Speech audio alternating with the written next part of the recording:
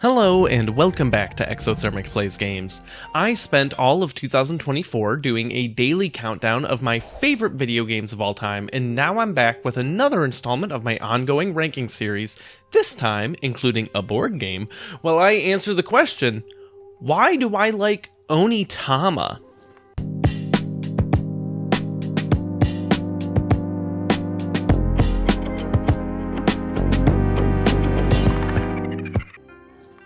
Onitama is a really great abstract strategy game for two players that is one of the most approachable chess-like games I've ever played. You'll notice that this is the digital version of the game on my phone, and it works really well, especially for pass and play, but it's really the same as the physical edition, and as with most board games, my ultimate preference is for physical. I'm mostly doing the digital version here for ease of recording. So in Onitama, each player starts with 4 pawns and 1 king, which starts the game on a special space in the middle of your starting area. There's 2 ways you can win. The most obvious one is to kill your opponent's king, but you can also win if your king is able to navigate the treacherous battlefield over to the opposing king's starting square. Now, the trick is that basically every game is going to be different because you randomize the movesets that the pieces will be able to have at the start of each game. Not only are you limited to just 5 possible configurations each game, you rotate through them with your opponent.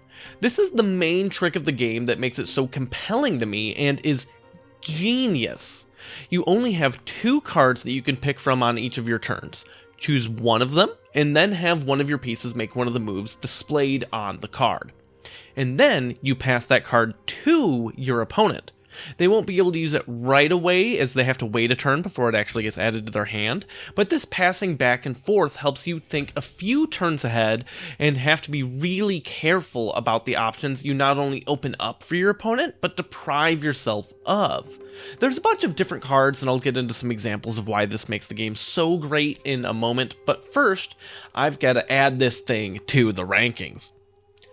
Onitama is my new 128th favorite game of all time. It's wedged between Little Big Planet at 127 and Among Us at 129.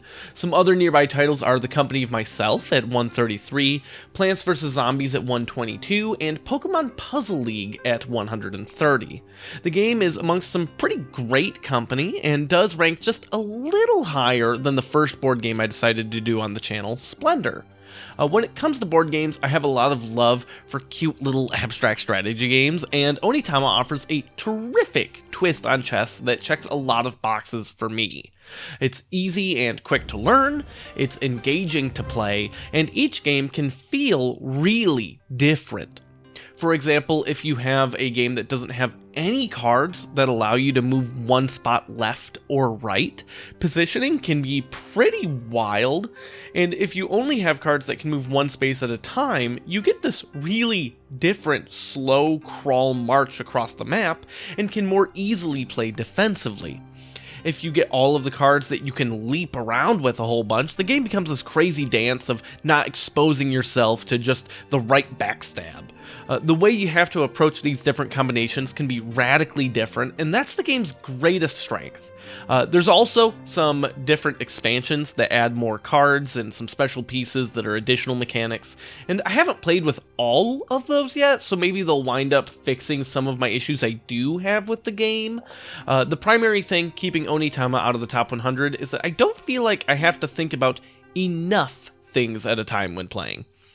Yes, there's variety, but you're still only really doing 1 or 2 things at a time, where I like having to juggle like 5 or more things in abstract strategy.